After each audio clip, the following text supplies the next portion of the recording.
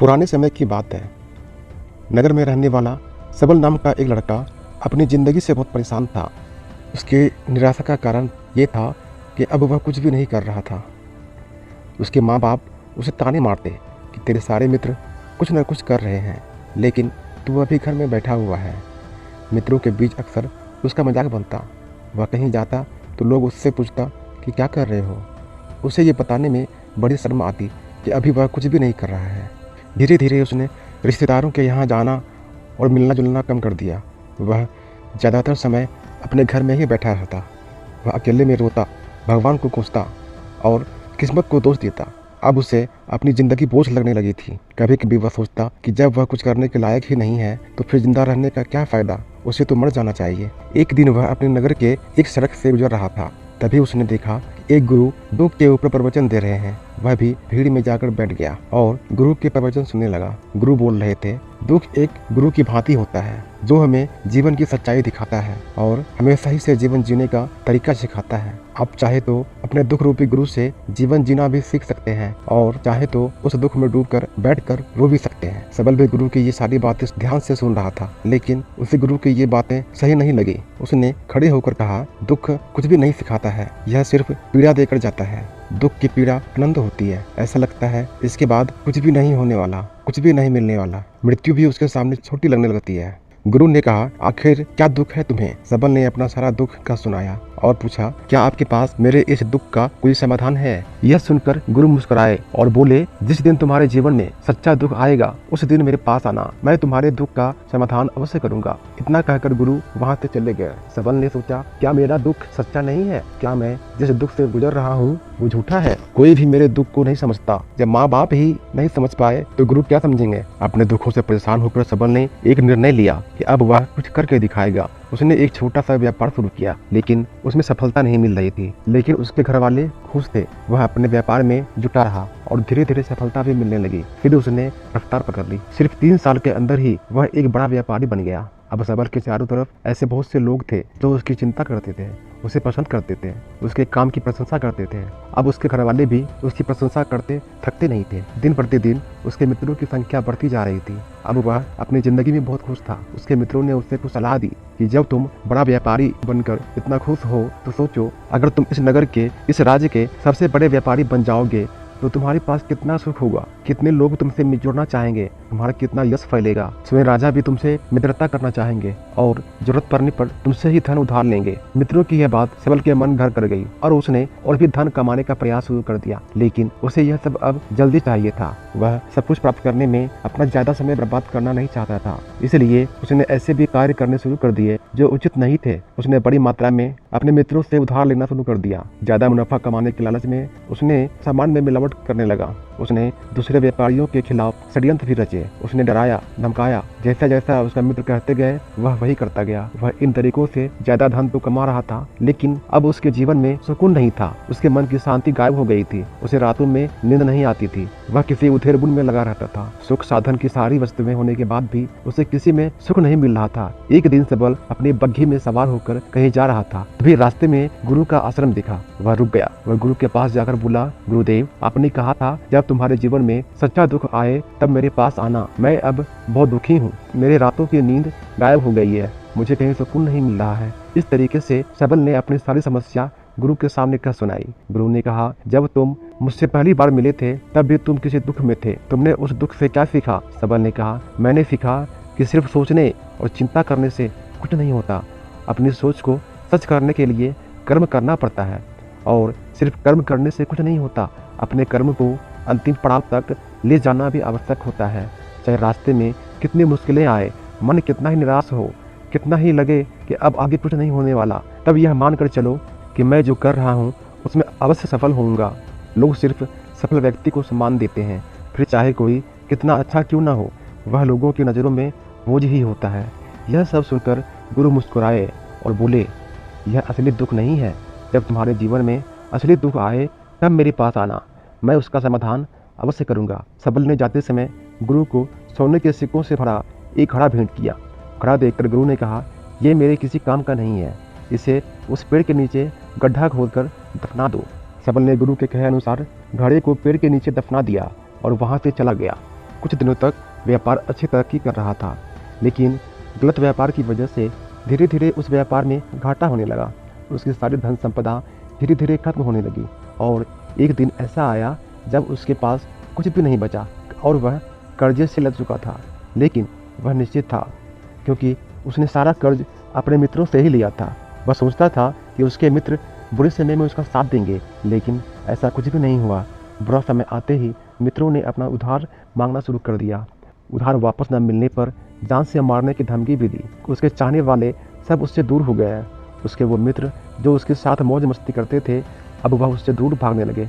उसके परिवार वाले उसकी गलतियाँ और कमियाँ गिनाने लगे। उसकी सारी संपत्ति नीलाम हो गई। उसके पास कुछ भी नहीं बचा।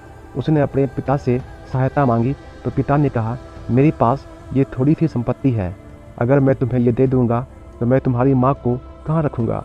ये संपत्ति हमारा आखिरी सहारा है। सबल के भीतर बहुत गहरा दुख था। उसके आसपास कोई नहीं था जो उसके दुख को समझ सके, उसे संभाल सके। लोगों से मिले इस धोखे और विश्वासघात की वजह से वह अंदर तक टूट गया। उससे लगने लगा कि अब जीवन का क्या मतलब, अब तो मृत्यु ही एकमात्र सहारा है। वह आत्महत्या करने के लिए पहाड़ी की तरफ जा रहा था। तभी उसे याद आया कि गुरु ने कहा था, जब तुम्हारे जीवन में असली दुख आए तब मेरे पास आना। सबल गुरु के पास गया और अपना सारा दुखड़ा उन्हें सुनाया। आंखों में आंसू भरकर बोला, मेरे इस दुख का समाधान कीजिए गुरुदेव। गुरु ने कहा, जब तुम्हारे जीवन में असली दुख आए तब मेरे पास आना, मैं उनका समाधान अवश्य करूंगा। सबल ने कहा, क्या अभी जो मेरे जीवन में घट रहा है क्या वो दुख नहीं है? आखिर असली दुख होता क्या है? गुरु ने कहा, सबसे पहले मुझे तुम ये बताओ, इस दुख से क्या सीख मिला? सबल ने कहा, मैंने सीखा जो लोग हमारी सफलता, हमारी तरक्की की वजह से हमारे जीवन में आए हैं वो हमें धोखा अवश्य देंगे, क्योंकि बुरे समय में हमारे साथ खड़े नहीं होंगे। वह केवल अच्छे समय में हमारा फ़ायदा उठाएंगे और बुरे समय में छोड़कर चले जाएंगे।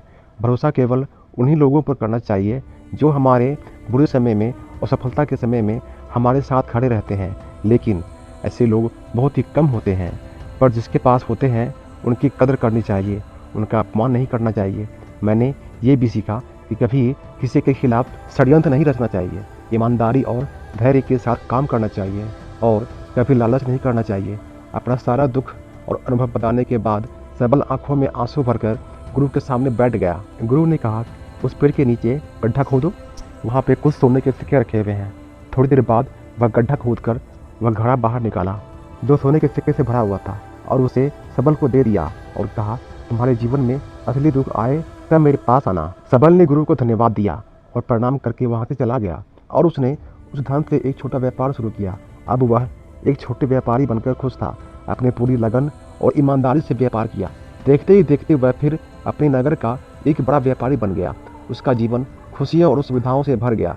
लेकिन कोई कितना भी अच्छा हो, कितना भी अच्छा काम करे, दान करे, पुण्य करे, लोगों की मदद करे, लेकिन जीवन में दुख तो आता ही है। तो सबल के जीवन में भी दुख आया, उसके माता पिता की मृत्यु के रूप में। वो दोनों एक ही दिन मृत्यु को प्राप्त हो गए। सबल अपने माता पिता से बहुत प्रेम करता था, इसलिए उसे उनकी मृत्यु से बहुत गहरा आघात पहुंचा। उन दोनों के पार्थिव शरीर को शमशान घाट ले गया। वहाँ उनकी अंतिम क्रिया की गई। वहाँ उसने अपने माता पिता के शरीर को जलते हुए देखा तो उसका मन बेचैन हो गया। उसके अंदर बहुत से प्रश्न उठने लगे।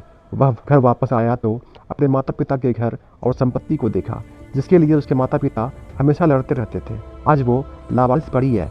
आज उसकी देखरेख करने वाला कोई नहीं है। उसके लिए लड़ने वाला इस दुनिया से चले गया। उसके पिता ने जो भी कमाया था, जो बनाया था, सब कुछ यहीं रह गया। एक दिन पहले अपनी संपत्ति के लिए लड़ जाने वाले उसके पिता आज इस दुनिया से अलविदा हो गए थे। उसका मन इसी तरह के अनेक विचारों के भंवरे में फंसा हुआ था। उसे अंदर से अकेलापन और डर महसूस हो रहा था। उसे कुछ खालीपन सा महसूस हो रहा था। उसे लग रहा था कुछ तो है जिसे वह समझ नहीं पा रहा है। इसलिए वह गुरु के पास गया। उसे देखते ही गुरु ने कहा, क्या जीवन में कोई दुख है? तो सबल ने कहा, वैसे तो जीवन में कोई दुख नहीं है गुरुदेव, सब सुख है, सब अच्छा चल रहा है। लेकिन आज मेरे माता पिता की मृत्यु हो गई। इस घटना ने मेरे मन को बेचैन कर दिया। गुरु ने कहा, इसमें दुख होने वाली कौन सी बात है? एक दिन तो सभी के परिजनों को मरना ही है। हमेशा जीवित न तो कोई रहा है और न कोई रहेगा। एक दिन तो तुम्हें मरना ही है। हो सकता है कल ही मर जाओ या फिर आज भी मर सकते हो। सबल ने कहा, ये आप क्या कह रहे हैं गुरुदेव? मैं भी मर जाऊंगा, पर मैं तो अभी जवान हूँ। गुरु ने कहा, इसी भ्रम में तो सभी जी रहे हैं कि मृत्यु दूसरों को आती है, बुढ़ापा दूसरों को आती है, लेकिन बूढ़ों के सामने ही जवान मर जाते हैं। बच्चे मर जाते हैं, मृत्यु का किसी उम्र से कोई संबंध नहीं है, ये तो सबको अपना ग्रास बना लेती है। गुरु की ये बातें सबल के मन में घर कर गई। वो चुपचाप वहाँ से चला गया, लेकिन उसका मन अब भी बेचैन था। वह अब भी खालीपन सा महसूस कर रहा था। वह पूरे दिन अपने बारे में सोचता रहा कि वह इस दुनिया में क्यों आया है। क्या सिर्फ चीज़ों को उपयोग करना और मरना ही लक्ष्य है? ऐसे बहुत से प्रश्न उनके मन में लगातार उठ रहे थे, लेकिन उसका उत्तर नहीं मिल पा रहा था। उसका दुख दिन प्रतिदिन बढ़ता जा रहा था। कुछ दिनों बाद वह फिर गुरु के पास पहुंचा और बोला, गुरुदेव, मैं बहुत दुखी हूँ। मैं यह नहीं जान पा रहा हूँ कि मैं कौन हूँ, इस दुनिया में क्यों आया हूँ। यह सुनकर गुरु मुस्कुराए और बोले, आज पहली बार तुम्हारे जीवन में सच्चा दुख पैदा हुआ है। वास्तव में यही वह दुख है जो दुख कहलाने के लायक है, कि हमें पता नहीं कि हम कौन हैं, क्यों आए हैं, क्या करना है, कैसे करना है। सबल ने कहा, गुरुदेव, मेरे इस दुख का समाधान कीजिए। गुरु ने कहा, हम सभी इंसान जीवन भर क्या इकट्ठा करते हैं? सबल ने कहा, हम सभी इंसान जीवन भर धन संपत्ति, मान सम्मान, परिवार, मित्र शत्रु, पद प्रतिष्ठा यही इकट्ठा करते हैं। गुरु ने कहा, क्या इन इकट्ठा की हुई सभी चीज़ों से एक भी चीज़ साथ ले जाया जा सकता है? सबल ने कहा, नहीं गुरुदेव, इनमें से कुछ भी साथ नहीं ले जाया जाता। मेरे माता पिता के साथ कुछ नहीं गया, सब कुछ यहीं छूट गया, परिवार, संपत्ति, सब कुछ। तो गुरु ने कहा, अब मेरी बात को ध्यान से सुनना। इस दुनिया में हमें जो इकट्ठा करना है वह हम इकट्ठा करते नहीं। चीज़ें जो हमारे सामने होती है, लेकिन हम उन्हें देखने का प्रयास नहीं करते। इस दुनिया में हमें जिस चीज़ को इकट्ठा करना है वह हम खुद हैं। हमें खुद को इकट्ठा करना है, ताकि जब मृत्यु हो तो हम एक हो सकें और स्वयं को पहचान सकें। हम भीतर से बटे हुए हैं। हम बटे हुए हैं प्रेम में, नफरत में, क्रोध में, जलन में, धन में, संपत्ति में, पद में, प्रतिष्ठा में, मान में, सम्मान में, धर्म में, जाति में। ऐसे ही सैकड़ों हजारों चीज़ों और वासनाओं से हम बटे हुए हैं। हम टुकड़ों में जीवन जी रहे हैं। इस बंटवारे की वजह से हमारी चेतना कभी एक नहीं हो पाती। हमारी चेतना बिखर गई है। इसलिए हमारे पास इतना भी समय नहीं, इतना भी ऊर्जा नहीं कि हम मुड़कर एक बार अपने भीतर देख सकें। वास्तव में जिस धन की कमी, सुविधाओं की कमी, मान सम्मान की कमी को लोग दुख समझते हैं और जीवन भर उसे दुख बोलकर रोते हैं, उनका समाधान खोजने का प्रयास करते हैं, उन्हें उनका समाधान मिलेगा ही नहीं। क्योंकि जिन्हें लोग दुख कहते हैं वह असली दुख है ही नहीं। वह तो बस इंसान की चाहत है, उसकी इच्छा है, उसकी पूर्ति कभी नहीं की जा सकती। इसलिए यहाँ व्यक्ति को ऐसे दुखों का कभी समाधान मिलता ही नहीं। इसलिए इन सब के ऊपर अगर अपने दुखों का परम समाधान चाहिए तो सबसे पहले अपने आप को इकट्ठा करो। अपनी ऊर्जा को इस संसार से वापस खींचो और एकत्रित करो और अपने ऊपर ध्यान दो। खुद पर ध्यान लगाओ, अपने आप को पहचान लो, ऐसे ही बिखरते हुए मत चलो। सबल ने कहा, क्या गुरुदेव, हमें ये संसार छोड़ देना चाहिए? धन संपत्ति इकट्ठा नहीं करना चाहिए? मान सम्मान की आशा छोड़ देनी चाहिए?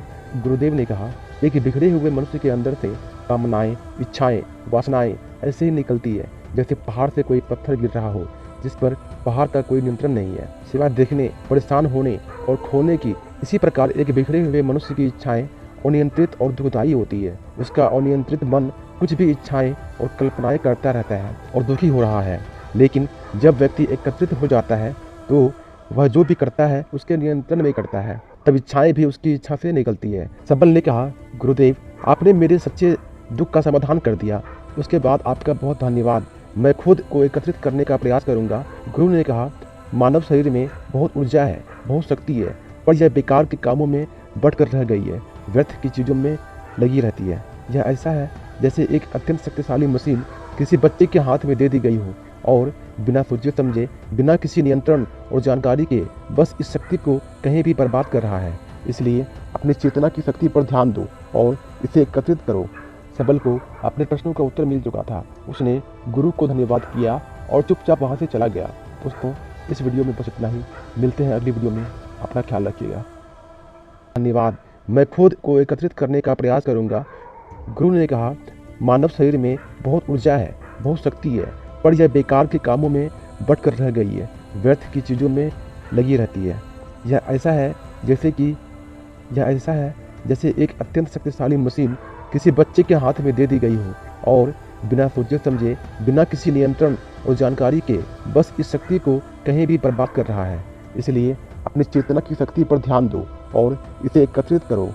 सबल को अपने प्रश्नों का उत्तर मिल चुका था। उसने गुरु को धन्यवाद किया और चुपचाप वहाँ से चला गया। दोस्तों, नहीं, मिलते हैं अगली वीडियो में।